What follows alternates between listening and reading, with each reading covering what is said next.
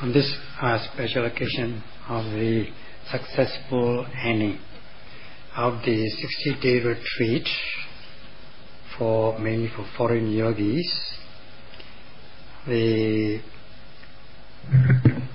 representative of the Theravada Foundation has given a short speech, and also the speech given by the Vice President of the Theravada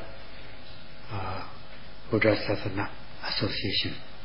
That is this gentleman we just talked to you. These two people have already said, so there's nothing left for him to say. They've already said what he wanted to say. Everything what he wants to say has been said. So, however, he would like to say a few words. How the practice can be rewarding, and how with the collected effort things come to a successful end. So this retreat which is just conducted at this forest meditation center has come to this successful end, and things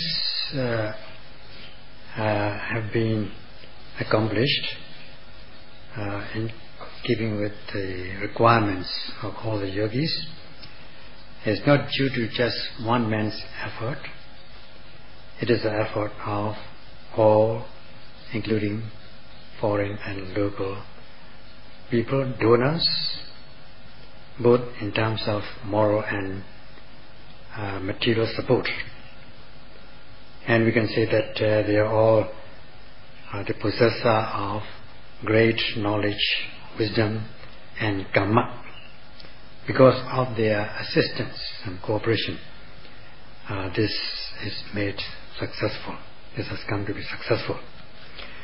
So Sarah says he is very glad that it has been accomplished in this way, and he also hopes that things will be successful in future.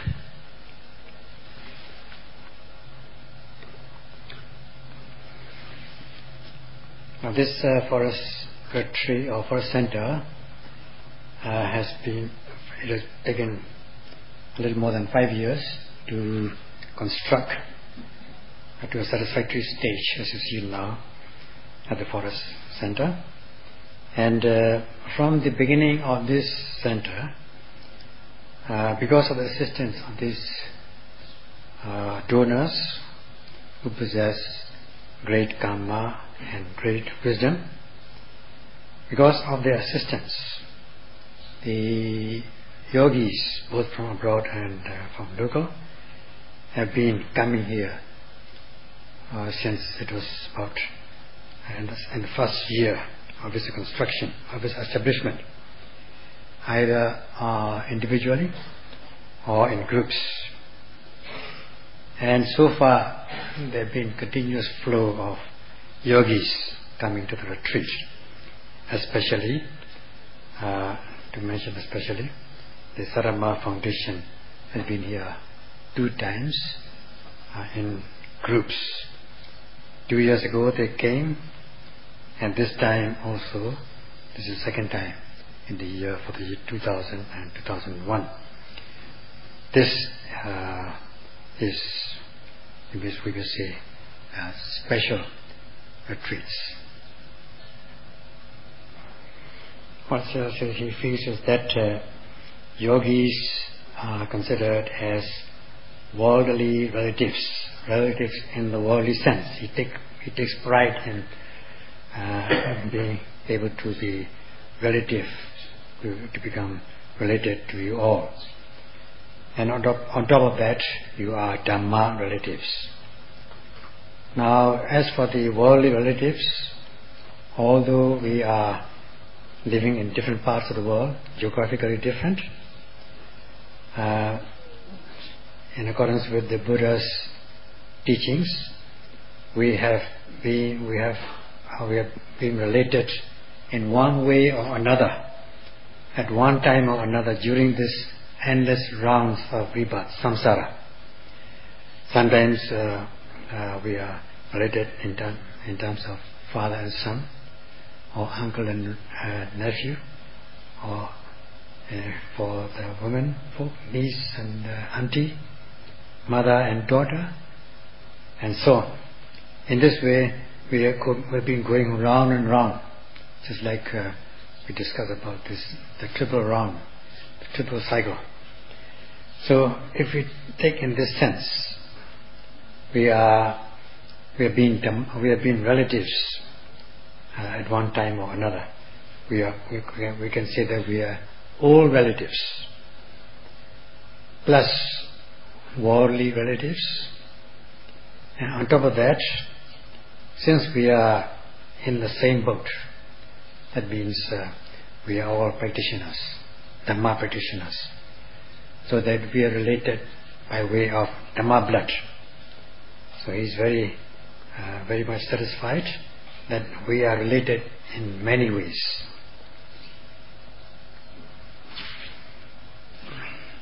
In this way we have been related in accordance with the Buddha's teachings, and knowing this essence of the Dhamma,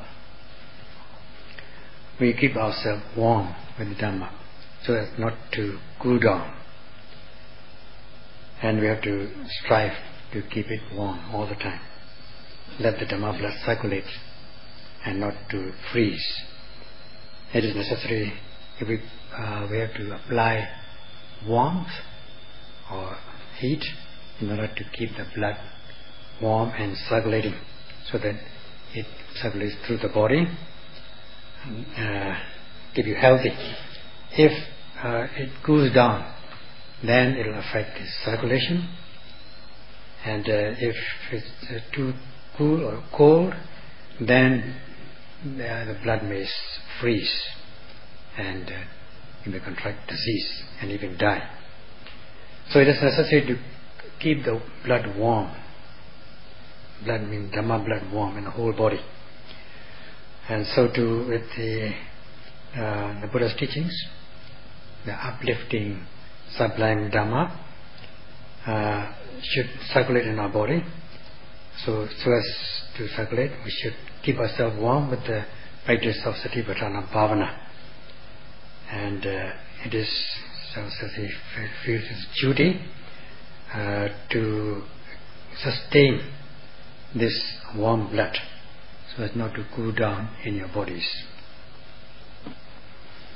So in order to keep this Dhamma blood warm, circulating in your body, it is necessary that when you go back to the social world after this retreat or after another retreat or still another retreat, depending on your retreats, one after another, in the midst of your social duties in the social world, you have to earn your livelihood, you have to look after your family and other worldly matters.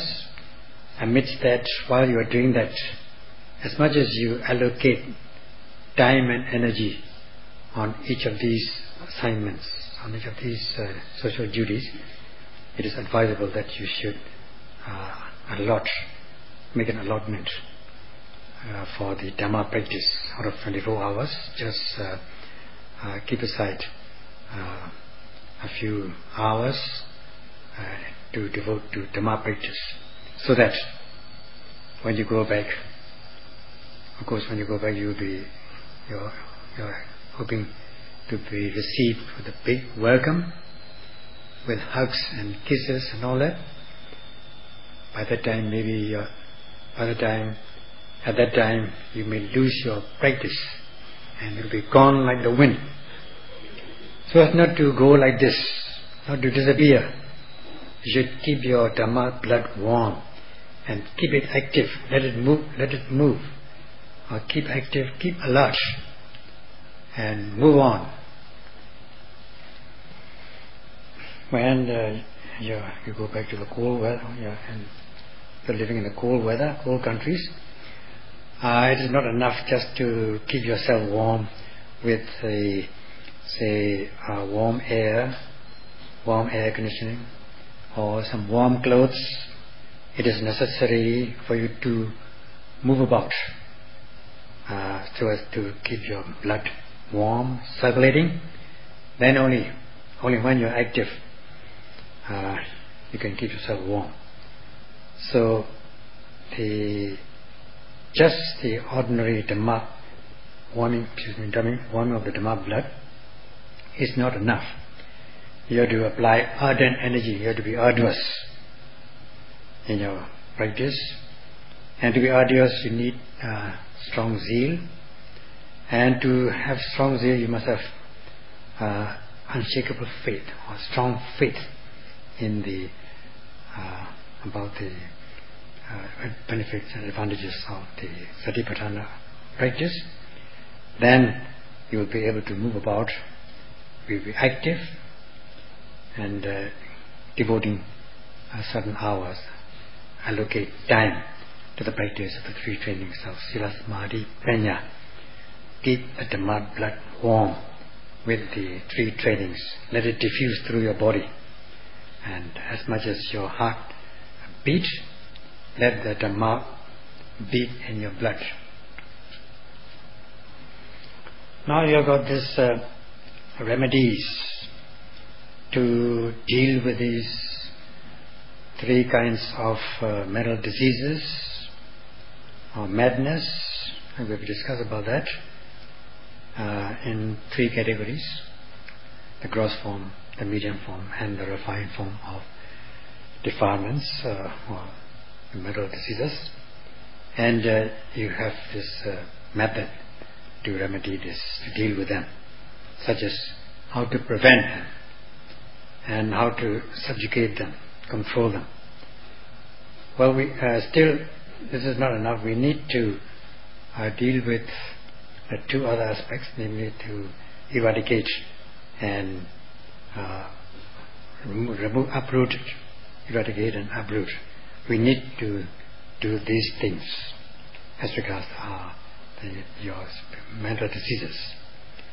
So when you get back to your country, get back home, you may go to these meditation centers near your town or area, or come here again. You're welcome here anytime, so that you may be able to practice to overcome these mental diseases, spiritual diseases that have been ingrained in you throughout your lifetimes. And we hope you will strive towards that effort. Especially while you are living back at home, it is necessary to be mindful, not to lose mindfulness, to deal with these nivrana kilesas, the undermining elements, torturous elements, hindrances to progress, and mental defilements. Because if the mind is weak, then you will be the loser, and always these undermining elements will be always get the upper hand. When it is necessary, it is very important that you should be strong enough, your mind should be fortified to be strong enough to be able to overcome and get the upper hand of these undermining, torturous elements. So especially as sentient beings, we are bound to face these worldly conditions, loka dhamma, such as gain and loss, success and failure, having no following, praise and blame, and happiness and suffering. All these things, good and bad things, always come in pair, and everybody is at one time or another, or in the present time or in the future, bound to face these loka dhamma, worldly conditions, and everybody is rolling in this loka dhamma waves, becoming elated when they gain good things, elated about pleasant things, dejected about bad things, likes and dislikes, about desirable and undesirable, agreeable, disagreeable objects that you come across. So you need to be able to withstand the onslaught of these vicissitudes of life, to be able to balance yourself, to be equipoised, so that as a human being you should be able to overcome these nivaranas, hindrances which are torturous, which can undermine you. Instead of being tortured, instead of being overcome by these nivaranas, you should be able to balance yourself as regards these vicissitudes of life, good and bad conditions of loka dhamma. Feel equipoised about them. So it is necessary to possess this quality so as to live a satisfying life. If with the practice of Satipatthana you are able to sustain mindfulness, then you can prevent these mental diseases from coming to you, attacking you, and even if they come at all, you'll be able to deal with them, treat them. So you use these two methods, prevention and cure, to weaken these undermining elements, in this case the mental aspect of diseases. Once you are able to cultivate the Viriya Sati Samadhi, as they become fortified, energized, you'll be able to subjugate these mental aspect of diseases. Then you become very satisfied in your life.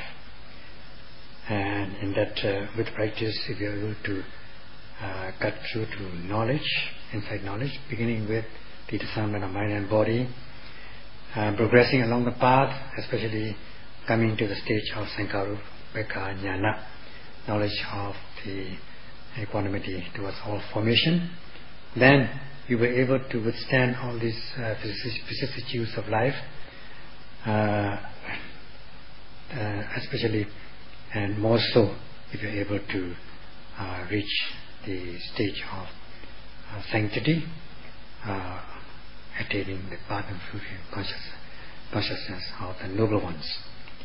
With the cultivation of knowledge, your life will mature and you will be able to possess the power of resilience.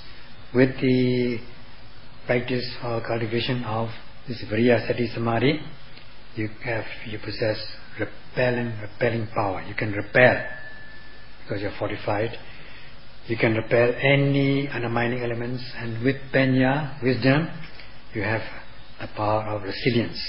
So if you are able to nurture these two aspects, your life will become balanced, and such a quality is required for everybody. Balanced, and such a quality